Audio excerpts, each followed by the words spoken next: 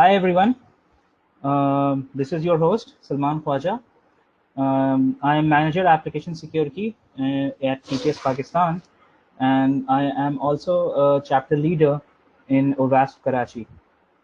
So basically today's talk is about SOC analysts to combat cyber attacks or new approaches based on artificial intelligence and machine learning. So let's start. What is a SOC?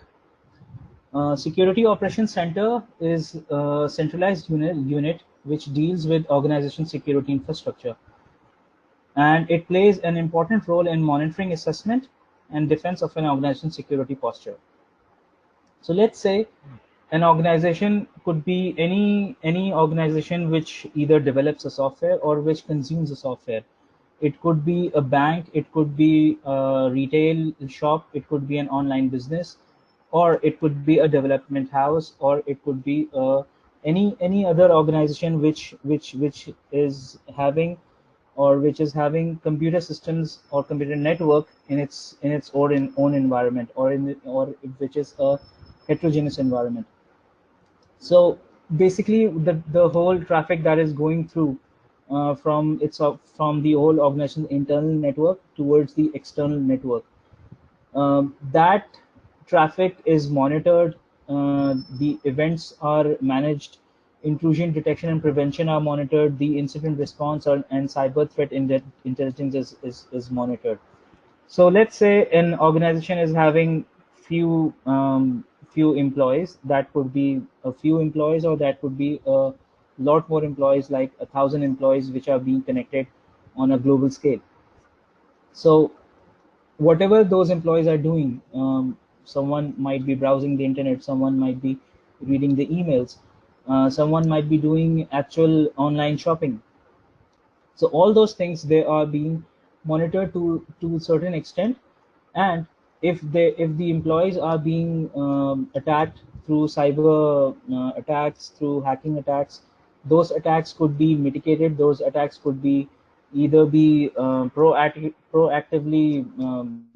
detected, or if an attack is actually happened, then the post attack analysis, the incident management practices, they are all done by a security operations center.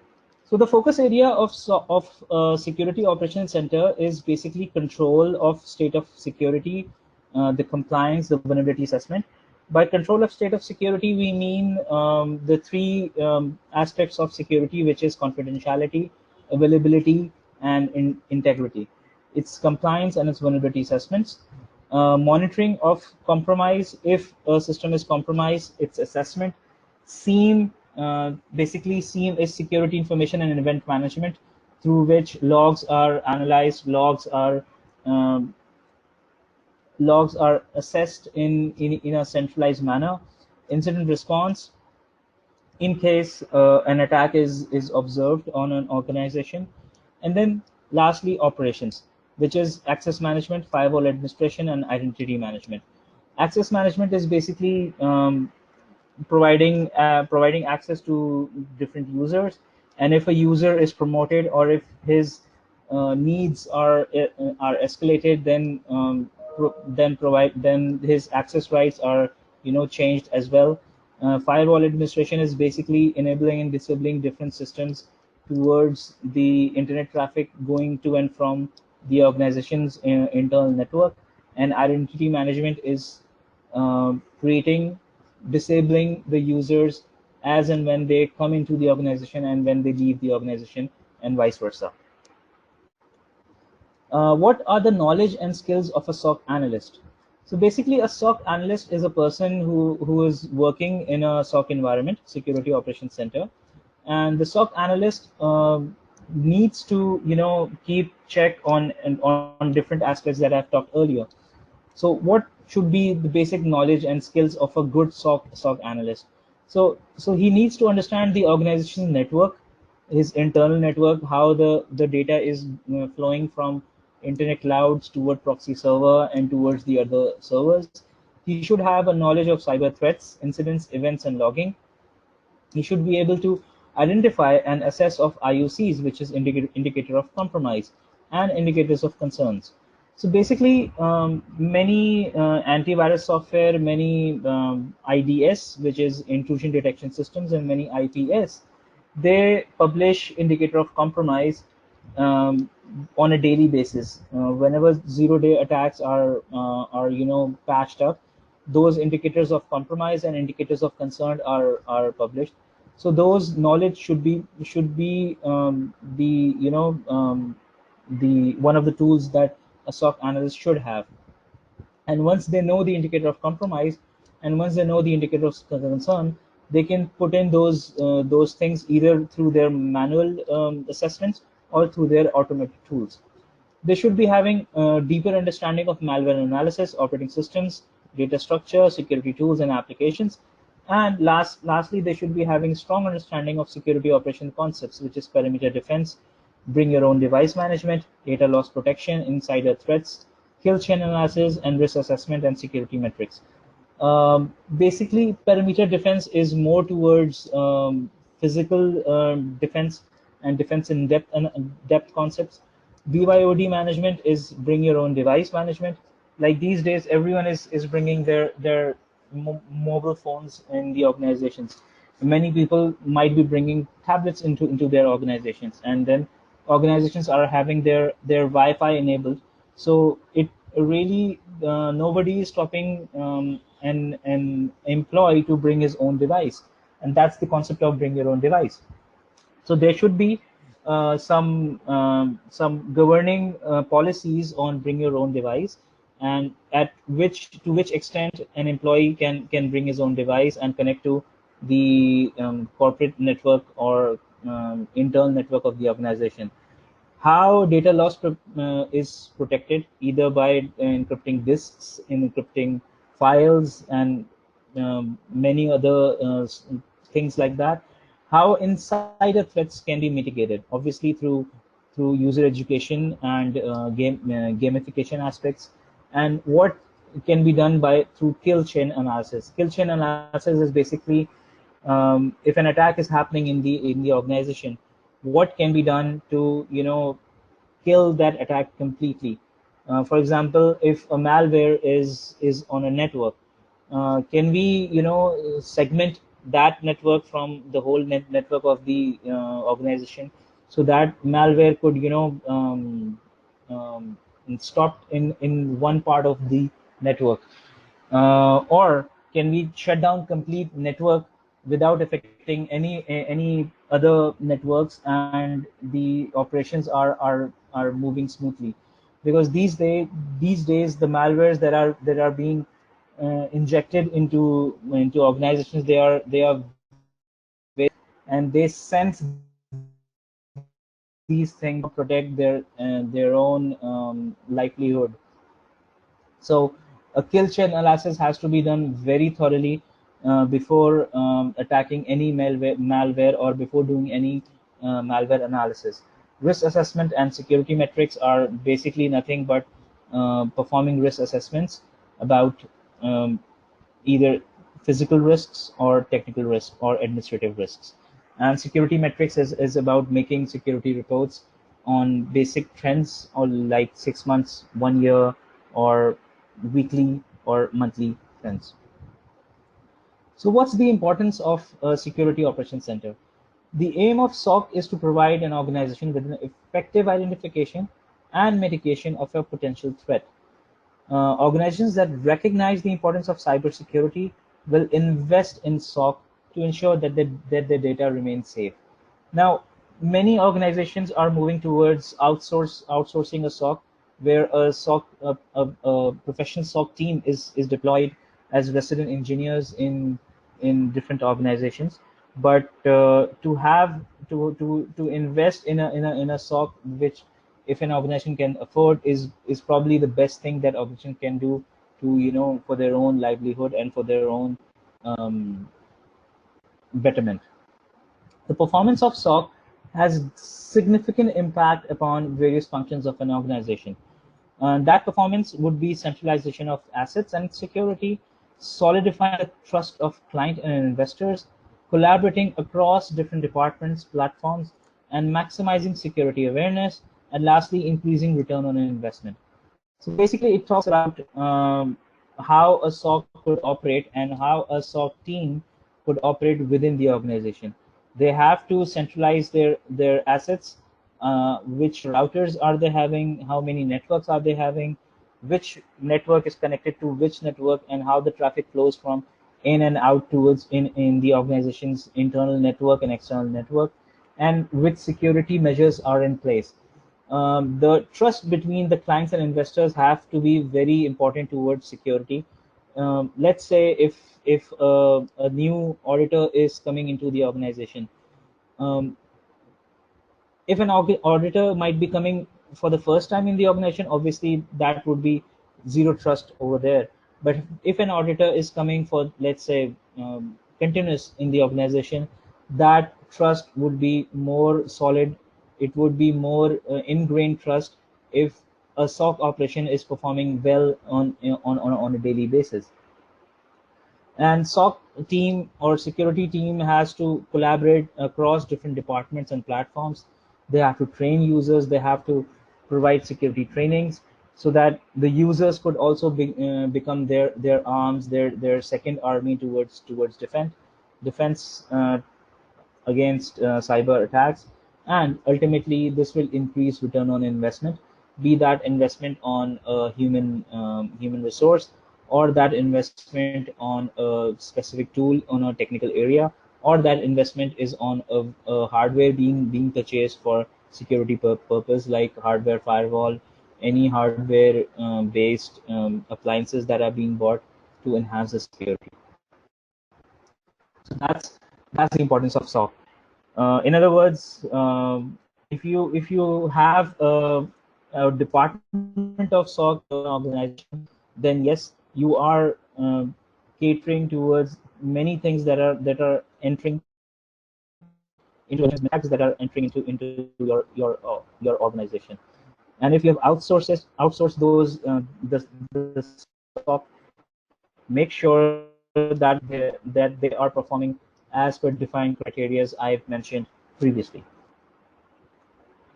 So a SOC can augment the effective functioning of different cybersecurity verticals, such as, now these are different cybersecurity verticals which could be applied in an organization, which could not be applied in an organization.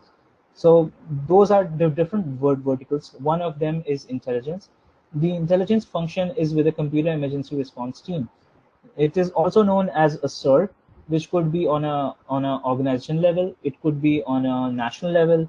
It could be on a provincial level. Again, CERT is basically an emergency response team dedicated to respond towards any cyber attack. So basically, an intelligence function would be to realize that threat, to analyze that threat, and then if there are any mitigations, then implement those mitigations either through administrative controls, through technical controls, or through people controls. The baseline in security. Now, the baseline security is basically about hardening servers, operating systems, and network components. This is basically closing the ports, the unwanted ports of the servers, closing the unwanted services of the servers, making sure that the users that have left the organization, the actual people who have left the organization, their related usernames and passwords or user credentials are disabled, at least disabled or deleted from the system, so that they can't be reused. Monitoring, the monitor of network data traffic to discover anomalies. Again, data traffic coming in and going out from the organization as a whole. And then they could, once they do the above areas, the SOC could move into penetration testing, which is network security, service development, and operation environment within the network. And then there is a sub part of a penetration testing, which is also known as vulnerability assessment, which is targeted towards applications running inside the network. And lastly, there is a forensic function, which is law enforcement agencies, Office of Integrity, evidence. Forensic functions are basically kicked on or kicked off when a breach is happened in an organization. A breach could be defined as a successful attack through cyber attack or through any insider threat, and some loss is incurred on the organization, either on confidentiality level, either on integrity level, or either on availability level. By confidentiality, we mean someone came into the organization either through insider threat, either through cyber attack, and they have seen what they weren't supposed to see. That would be a confidentiality attack. If they have tampered any record, that would be an integrity attack. And if they have basically encrypted the files and they were not making them available, that would be an availability attack. So whenever an attack is performed successfully and a serious damage is performed on an organization, then forensics function of a SOC is brought into the limelight. So what we would be saying is SOC is generally having intelligence, baseline security, monitoring function as the core functions. Penetration testing and forensics could be the advanced functions of SOC, but they should be implemented for a complete overhaul secure architecture or security posture of an organization. So what's the role of a SOC analyst? Well, the basic role of a SOC analyst is continuously monitor the system's network security and provide information to other cybersecurity verticals. They are actually helping the organization detect and analyze potential threats to an organization cyber landscape. They investigate and confirm in the organization's environment, and they improve the threat in platform. So let's take the example of the image we have provided here.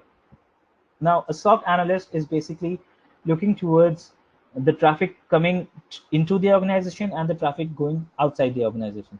Now, let's take an example of this environment as a PCI environment, where card data are coming into the organization and card data are going out into the organization. So a SOC analyst would be, looking at the traffic coming in and looking at the traffic going out and doing all these tasks that I've mentioned over here. Now let's take in the same example of the attacker attacking through cross-site scripting and performing session hijacking attacks or cookie manipulation attacks over any user performing their online shopping. So they should be having the SOC analyst should be having a detailed knowledge about what PCI is. He should be having a detailed knowledge about what are the sensitive data that are being that has to be monitored, that has to be protected, and he should be knowing how to detect an XXX attack, and which is alerted by the internal intrusion detection system. And then he would basically access of the website for confirming absence of falsification. He would be checking if IDS has introduced a false alarm or not. So he would be confirming the absence of falsification there. And then lastly, he would be determining the attack failure, which is level 2 event, and he would be confirming that, hey, this is an actual attack and we have to do something about it. They would be again monitoring the systems. They would be helping the organization to analyze and detect the potential threats, and lastly they would be investigating and confirming whether the attack is false or not, and in the end they would be improving the threat detection and threat intelligence platforms. So basically a SOC analyst work in a past couple of years has been quite manual work. They were doing log analysis and everything related to to information security or security systems architecture. So these are the level of SOC events that we will be discussing. SOC analysts analyze and reviews logs and alerts generated by security devices to determine the importance and seriousness of each event. The alert levels issued by network security devices, which is an IDS or IPS. IDS is intrusion detection systems. IPS is intrusion prevention systems. They often differ from those concluded by the analyst. So the analyst determine whether an incident generated from logs is a false positive, which is it is falsely turned positive, and if not, they select the level of severity of security events and incidents. So let's discuss a bit about IDS and IPS. And IDS is intrusion detection system. It could be basically IDS is a software, or it could be a hardware system deployed in an information in an organization network, which would detect the attack. That's all it does. It would detect the attack. It would raise the alarm, or it could send out alerts through emails to different SOC personals or network persons that hey, this attack is being coming in the network. IPS, on the other hand, is intrusion prevention system. It will not only detect the attack, it will also take some actions, again preventing the attack. One, yes, it will detect the attack as well, and as per their its own tree of decisions, it will take some actions to prevent the further attacks as well. So let's talk about level 1 attack, which is event without problem. Basically, those events which are triggered by IDS, but they aren't a very big problem. Probably a SOC analyst might go through those attacks, and he would say, okay, yeah, it is not a very big problem. It is just a configuration issue. Level 2 would be event to be noted, that hey, the detected attack, it was a successful attack, but it has failed due to some reasons. So that's the event which are to be noted, which are to be looked upon by an IDS or by an IPS, and ultimately but through a SOC personnel as well. Level 3 is a critical event, which is a successful attack and which failure cannot be confirmed. That's a level 3. It could be a false positive here. It is again attack success, or which failure cannot be confirmed. It is a confirmed attack, but a breach is not confirmed over here. But the attack through the logs, one could easily see that hey, an unauthorized user has accessed the system, or an escalation of privilege has been alerted by either an IDS or an IPS. A level 4 is the emergent event, which is like attack success is confirmed, or in which falsification and occurred. This is like attack success, actual attack is done, and a breach is also confirmed on those security 3 legs that I've mentioned previously. Different SOC generations are there. If we go back a couple of decades, SOC analysts and SOC operations were performing on first generation. We'll be talking about these generation in the slide. So basically, first generation of SOC was device monitoring, log collection, retention, limited device coverage, and all those things, which were like people were used to collect the logs. They were manually going through the logs, and basically, if MTTR, mean time to recovery, or mean time to detect, MDDT, was very low. It was very slow reaction to security incident. Since more of the work was manual, people were looking at the whole attack from different aspects. I would like to give you an example of, let's say, an organization is running its retail store in a e-commerce software. So basically, the attack might be coming through a website, and ultimately towards the internal network, and ultimately it lands to the database. So what a SOC person would have to be doing, they have to be going through the logs of the website. Possibly there are numerous web servers out there. There is a Microsoft web server, there is open source web servers. So the SOC analyst might be going through different web server logs. That's first part. Next, he would be going through different network logs generated at the time of breach or attack. Lastly, he would be going through the database logs. So once he has confirmed the time of attack, Then he has to pick up the logs of web server, he has to pick up the logs of network, he has to pick up the logs of database, and he has to pick up different other logs generated by different systems involved in the whole organization. He might have to pick up the logs of IDS and IPS as well. So looking at the logs, going through them manually was a very time taken and a tedious effort. That was the first generation of SOC. Let's come to second generation. Second generation was having everything that the first generation was having, except it was having event correlation, network and syslog collection, and case management. It was having the ability to correlate the logs of different systems on a time scale, that hey, this is the log of this timestamp, this is the log of this timestamp, and this is the log of this timestamp. If we take a one particular timestamp, then at that timestamp, the log of web server, the log of network, and the log of database are saying this.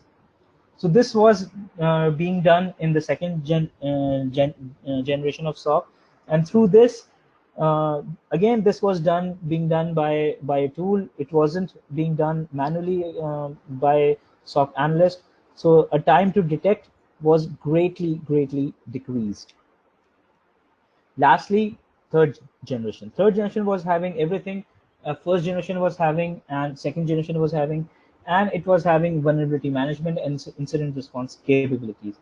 Basically, when we talk about software weaknesses and different weaknesses, there is a body known as MITRE, which publishes CVEs and CWEs. CVEs is common vendor enumerations, and CWEs are common weakness enumerations. So common vendor enumerations are basically zero-day attacks or loopholes, security loopholes left out by vendors in their softwares.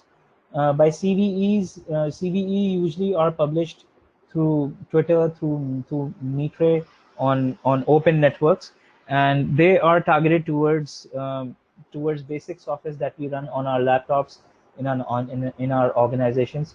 CVs are generally directed towards basic vendors, which might be Microsoft, which might be operating systems such as Windows, Linux, Apple, and everything in between. So basically, CVEs are targeted on published softwares which are publicly available. CWEs are more harder to detect, and they are weakness enumerations in a software level or in an application level. For example, escalation of privilege, or session management problems, or XXX problems. Those are published by as a general software weakness or general application weakness. So third generation of so basically it was having the capability of first generation, second generation, and then it would be giving CWEs and CVEs and incident response capabilities. Now the fourth generation that we will be talking, which is the meat of this presentation, is data correlation, big data analysis, security and analytics, threat intelligence, service consumption, cloud security, and lastly, dark web analysis. So this is basically what we are telling in this presentation, that fourth generation of SOC would be the real SOC protection towards cyber attacks. That it would be covering everything from first, second, and third generation, and adding in the security analytics, threat intelligence, and dark web analysis about zero-day attacks being published on a daily basis. So why AI and ML SOC is important? Artificial intelligence and machine learning is basically essential for better performance of an organization, operational excellence, and is driven by a well-designed executed process, stable governance, and capable individuals. Basically, artificial intelligence and machine learning helps process large amounts of data through automation in order to obtain effective results. Artificial intelligence is capable of making decisions, hence reducing the burden of a SOC analyst. Again, through deduction, reasoning, and problem solving, logging, monitoring, knowledge representation, planning, automation, motion, and manipulation. In other words, it is implementing SecDevOps or DevOps aspects into SOC organization or SOC functions of an organization. So what are the new approaches towards artificial intelligence of SOC operations? It reduces the workload of log analysis, it improves decision making, and accuracy of result to avoid false positive. It could judge level 1 and level 2 incidents as well as false positive decisions more effectively. It could be doing analysis of threat triage to augment effective mitigation process. It improves the quality of monitoring services and encourages innovative efforts. It is high quality service detection capability to advance attacks. It uses open source threat intelligence to analyze cyber attacks, and it uses cyber physical integrated analysis technology for criminal investigation report. SOC with AI and ML. In today's cybersecurity world, SOC analysts have the difficult task of monitoring and analyzing a colossal amount of data to discover indicator of compromise and concern. The traditional methods include signature and rule-based machine learning, whereas the advanced methodologies involve behavior-based detection. So what could be a behavior-based detection? Basically, it's signature-based detection, rule-based detection, and behavior-based detection. Behavior-based detection in analytics plays a significant role in applying algorithms and a statistical analysis to detect threats. Now, a behavior-based detection could be, example could be provided as, for example, a SOC with AI and ML is deployed in an organization. That SOC would be monitoring the behavior of a user persona. For example, a normal user logs into the system, takes the VPN, and performs their work for exact 9 hours, and then he logs off. Now, his unusual behavior would be logging on to the same VPN on Sunday morning and then performing many transactions and then logging off, like say 12 hours. That is a behavior anomaly, and that would be detected, and an alarm would be raised by the AI and ML capabilities of a SOC system. So different classes of behavior analytics are deployed in a level 4 SOC tool, which is known as network-based behavior, host-based behavior, user entity-based behavior, cloud-based behavior, and lastly, dark web intelligence. I've given the example of user identity-based behavior. The same could be done through host-based behavior, like different hosts or different servers are talking to different servers and at different times. So their behavior could also be monitored. Different networks behavior could also be monitored, and different cloud-based behavior could also be monitored. So that behavior analytics is performed by SOC in terms of what happened, what next, and why it is being happened. Again, network-based behavior is like sniffing packets, looking for bad stuff. Competing technologies are sandboxing, network behavior, packet capture. Identity-based behavior are like tracking user logins and actions across networks, applications, creates baseline of user behavior, spot anomalies, requires endpoint integration. Cloud-based access brokers are a form of IBBA, identity-based behavior. Host-based behavior analyzers are competing technologies of system behavior, application whitelisting, statistical analysis, classic endpoint, data loss prevention, and endpoint activity. Cloud-based behavior are analytics in the cloud versus analysis of the cloud. Messy myriad of technologies here. Cloud access and security brokers, cloud web gateway products, hybrid analytics platform, and SIEM as a service. And lastly, dark web intelligence actively monitors the dark web for activity relevant phishing attacks and threat intelligence organizations. So SOC with machine learning. What would be a machine learning be doing in a SOC? Basically, it would be taking zero-day vulnerability, persistence, and IP theft. These type of threats can incredibly complex to detect and almost certainly require the help of machine learning. In this case, a user is required to bring statistical analysis methods to understand what's normal in an environment. That is where the real field of machine learning begins to have a real effect. So these days, SOC would be coming with an ability to train themselves. They train themselves with a good data, and then they once they are in a production mode with the learning mode off, they then compare and contrast with training data with normal data, and then they basically would be applying machine learning in detecting zero-day attacks, persistence, and IP thefts. So traditional SOC versus next generation SOC. Traditional SOC was manual monitoring of events. It was laborious. It needed security analysts. large skill gap, time they can process, less visibility on unstructured data. Analysis and triage aspect, it was again manual analysis. Triage was tweaked based on guidelines and experience of SOC analysts. Limited behavioral inputs, large time gap between analysis and implementation. Now, if we compare the same traditional SOC with next generation SOC, which is having an AI and ML implemented in between, but basically it is automated event monitoring. Machine learning makes tasks easy, can be done by any security engineer. AI and ML reduce the burden of skill gap, fast and efficient continuous process, accurate visibility for both structured and unstructured data. From the analysis and triage aspect, automated analysis using AI and ML. Triage is created by AI based on dynamic inputs. Faster and accurate analysis enable immediate implementation upon analysis. And again, lastly, reducing false positives.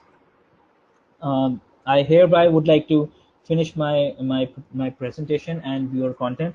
Once again, I'm opening the floor to different questions. Thank you so much.